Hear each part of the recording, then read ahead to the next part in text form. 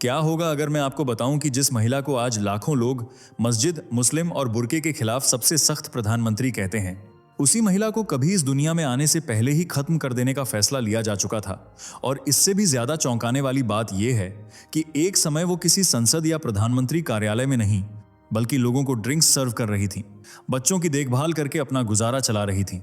लेकिन फिर ऐसा क्या हुआ कि वही लड़की आज पूरे यूरोप की राजनीति का सबसे चर्चित चेहरा बन गई? रुकिए, क्योंकि कहानी सिर्फ एक प्रधानमंत्री की नहीं है। कहानी उस सोच की है जिसने इटली की राजनीति, धर्म और पहचान को लेकर पूरी दुनिया में बहस छेड़ दी। आखिर क्यों उनके फैसलों से मुस्लिम संगठन नाराज हो जाते हैं? क्यों उनके भाषण सुनकर लाखों लोग तालियां बजाते हैं और उतने ही लोग विरोध में खड़े हो जाते हैं? और सबसे बड़ा सवाल, क्या ये सब सिर्फ राजनीति है या इसके पीछे छिपी है एक ऐसी निजी कहानी जिसके बारे में ज्यादातर लोग आज भी नहीं जानते? कल्पना कीजिए, एक तरफ रोम की तंग गलियों में संघर्ष करती एक साधारण लड़की और दूसरी तरफ वही लड़की कुछ साल बाद दुनिया के सबसे ताकतवर नेताओं के साथ मंच साझा कर रही है। इस वीडियो में हम आपको वो सच दिखाने वाले हैं जो सोशल मीडिया की हेडलाइनों से कहीं ज्यादा बड़ा, ज्यादा हैरान करने वाला और ज्यादा विवादित है। लेकिन यकीन मानिए, जैसे जैसे ये कहानी आगे बढ़ेगी, आपके मन में जॉर्जिया मेलोनी को लेकर बनी हर पुरानी धारणा बदलती चली जाएगी। चलिए दोस्तों, जरा जल्दी से कमेंट करके बताइए ये वीडियो आपको कैसे मिला। क्या आपने इसे खुद सर्च किया था या ये अचानक आपकी स्क्रीन पर आ गया और आपने क्लिक कर दिया? सच सच बताइए, क्योंकि हमें भी जानना है कि आखिर YouTube आज हमारे सनातन धर्म की ये आवाज आप तक कैसे पहुंचा रहा है। और हाँ, अगर आप सच में एक सच्चे हिंदू हैं तो अभी के अभी चैनल को सब्सक्राइब कर लीजिए ताकि आने वाली हर एक वीडियो सबसे पहले आपको मिले।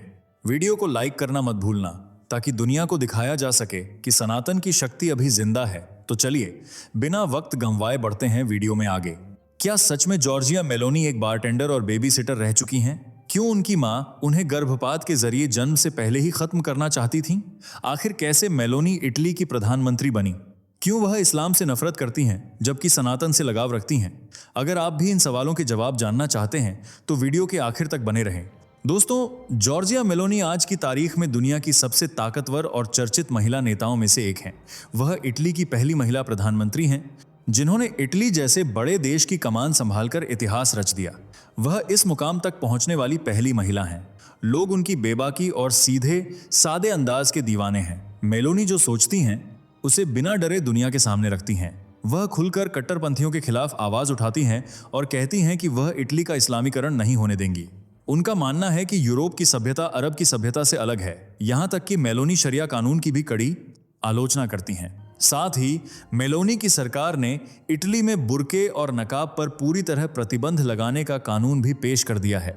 अब इटली में किसी भी सार्वजनिक स्थान जैसे सरकारी दफ्तरों, स्कूलों, यूनिवर्सिटियों, दुकानों और बाजारों में बुर्का या नकाब पहनकर जाने की अनुमति नहीं है। अगर कोई महिला इस कानून का उल्लंघन करती है तो उस पर 300 से लेकर 3000 यूरो यानी करीब 27,000 रुपए से लेकर 2,70,000 रुपए तक का भारी जुर्माना लगाने का प्रावधान है। मेलोनी का कहना है कि सुरक्षा के लिहाज से सार्वजनिक स्थानों पर हर किसी का चेहरा दिखना जरूरी है ताकि पहचान की जा सके।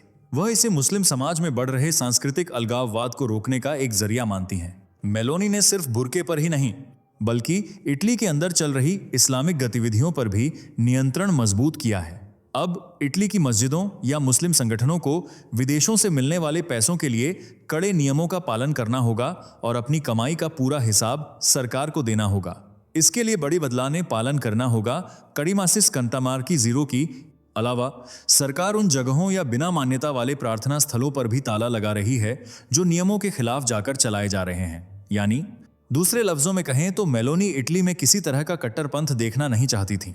वे मस्जिदों के निर्माण पर भी रोक लगा चुकी हैं। साथ ही मेलोनी ने मुसलमानों के इटली में प्रवेश पर भी कड़ी पाबंदियां लगा दी हैं, जबकि सनातन धर्म को इटली की संसद और सरकार ने एक औपचारिक रूप से मान्यता प्राप्त धर्म के रूप में मान्यता दे दी है। इसका मतलब यह है कि अब इटली में हिंदू परंपराओं, त्योहारों और आध्यात्मिक संस्थाओं को कानूनी रूप से सुरक्षा और अधिकार मिलेंगे। इटली के इस कदम को पूरे यूरोप में भारतीय संस्कृति और सनातन परंपराओं की एक बहुत बड़ी जीत माना जा रहा है।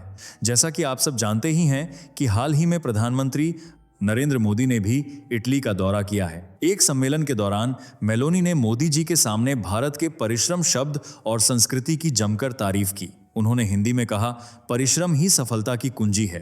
भारत और इटली के रिश्ते भी इसी परिश्रम की बुनियाद पर टिके हैं, जो दोनों देशों को आगे ले जा रहे हैं। मेलोनी के इस अंदाज ने करोड़ों भारतीयों का दिल जीत लिया। साथ ही मोदी जी के साथ उनका मेलोडी वाला वीडियो और रोम की गलियों में घूमते हुए तस्वीरें सोशल मीडिया पर वायरल होने लगी। लोग इन दोनों को प्यार से मेलोडी कहकर ही पुकारते हैं, जिसे दोनों देशों के नेताओं ने हंसकर कबूल किया।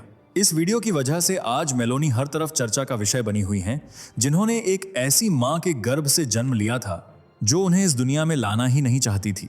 पर किस्मत का खेल देखिए, आज मेलोनी पूरे इटली पर राज कर रही हैं। उन्होंने अपनी अटूट जिद, कड़े संघर्ष और फौलादी किस्मत से अर्श से फर्श तक का सफर कैसे तय किया, ये जानने के लिए वीडियो को तुरंत लाइक, शेयर करें और चैनल को अभी के अभी सदस्यता लेकर जुड़ जाएं। दोस्तों, इस कहानी की शुरुआत होती है इटली की राजधानी रोम से, जिसके बारे में रोमन साम्राज्य के सबसे पहले सम्राट ऑगस्टस सीजर ने कहा था, I found Rome a city of bricks and left it a city of marble. यानी मुझे रोम ईंटों का शहर मिला था, लेकिन मैं इसे संगमरमर का शहर बनाकर जा रहा हूं। दरअसल जब ऑगस्टस रोम के शासक बने थे तो सालों से चल रहे सिविल वॉर्स की वजह से रोम की हालत बहुत खराब थी। वहां की इमारतें सामान्य मिट्टी की ईंटों और लकड़ी की बनी हुई थीं।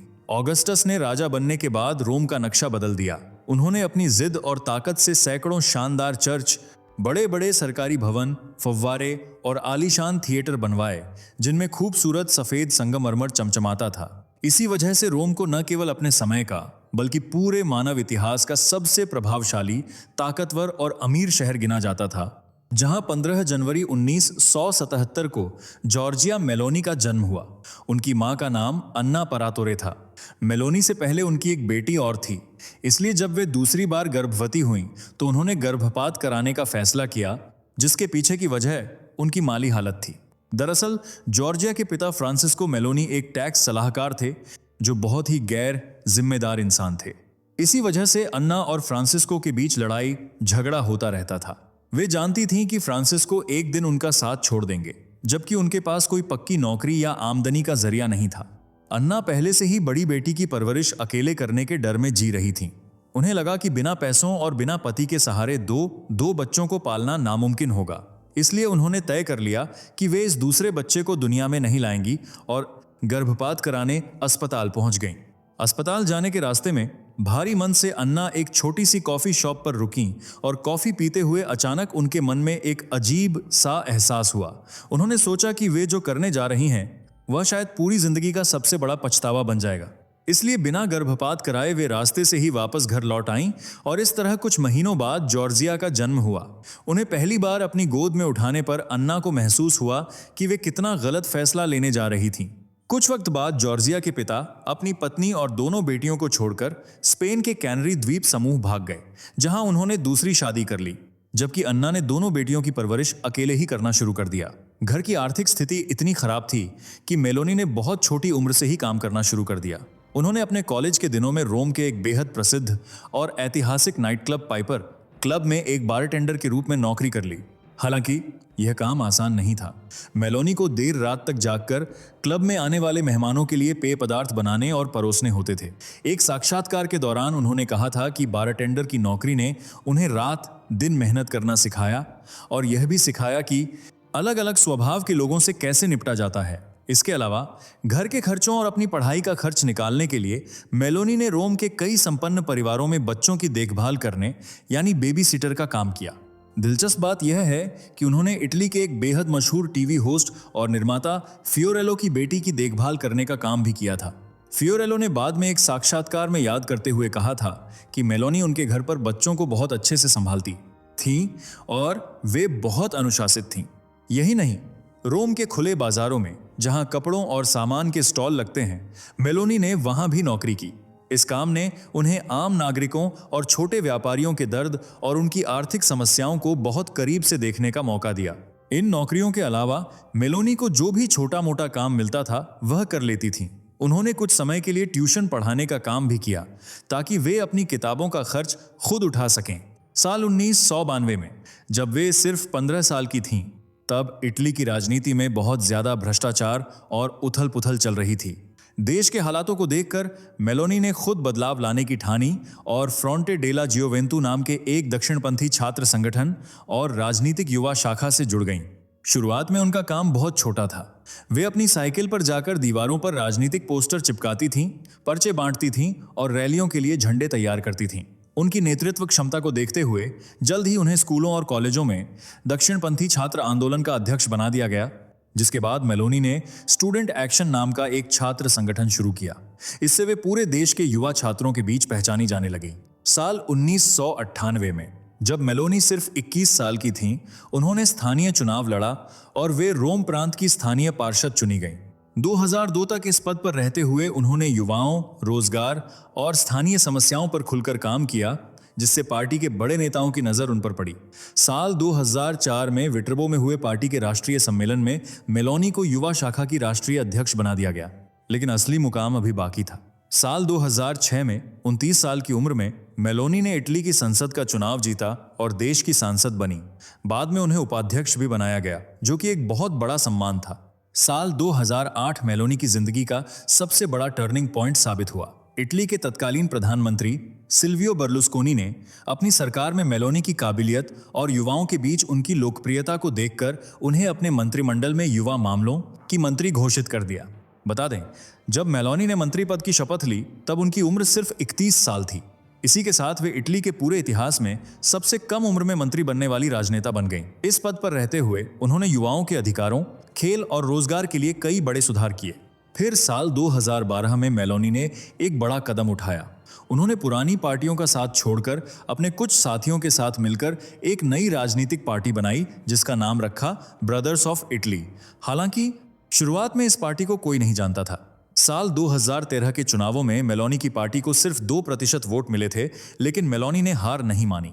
वे लगातार पूरे इटली में घूमती रहीं, आम लोगों से मिलती रहीं और देश की संस्कृति और सुरक्षा पर बात करती रहीं। साल 2014 में मेलोनी की मुलाकात इटली के एक टीवी चैनल मीडियासेट के स्टूडियो में एंड्रिया जियाम्ब्रूनो से हुई, जो इटली के एक जाने माने टीवी पत्रकार और एंकर हैं। मेलोनी स्टूडियो में एक टॉक शो में हिस्सा लेने आई थीं। शो शुरू होने से ठीक पहले विज्ञापन अवकाश के दौरान वे केला खाने लगीं, लेकिन शो लाइव होने में सिर्फ कुछ ही सेकंड बचे थे। तभी एंड्रिया दौड़ते हुए आए और उन्होंने मेलोनी के हाथ से वह केला छीन लिया, ताकि वे कैमरे के सामने अजीब न लगें। पहली बार दोनों ने एक दूसरे को देखा और बातचीत शुरू हो गई। बिना शादी के दोनों की 2016 में एक बेटी भी हुई। एक तरफ जहां मेलोनी की निजी जिंदगी बढ़िया चल रही थी, तो वहीं उनकी पेशेवर जिंदगी भी धीरे धीरे पटरी पर आ रही थी। लोग उनकी पार्टी को पहचानने लगे थे। साल 2022 तक आते आते मेलोनी ने एक मजबूत नेता के रूप में खुद को जनता के सामने पेश किया और अक्टूबर 2022 में इटली की पहली महिला प्रधानमंत्री के रूप में शपथ लेकर इतिहास रच दिया। बता दें, उनकी पार्टी को सबसे ज्यादा वोट मिले थे। प्रधानमंत्री की कुर्सी पर बैठने के बाद साल 2023 में मेलोनी ने किसी कारणवश एंड्रिया के साथ अपने 10 साल पुराने रिश्ते को खत्म कर दिया और अब वे एक सिंगल मदर बनकर अपनी बेटी की परवरिश कर रही हैं। साथ ही दुनिया के सबसे शक्तिशाली देशों में से एक इटली की कमान संभाल रही हैं। इसे ही कहते हैं अपनी किस्मत खुद लिखना। वैसे दोस्तों, आपको जॉर्जिया मेलोनी कैसी लगती हैं? कमेंट में बताइए। वीडियो को लाइक और शेयर करके हमारे चैनल को सब्सक्राइब कर लें। मिलते हैं अगली वीडियो में, तब तक के लिए बाय बाय। दोस्तों, आपको स्क्रीन पर 2 और वीडियोस दिखाई दे रही हैं, जिसे देखने के लिए स्क्रीन पर क्लिक करें।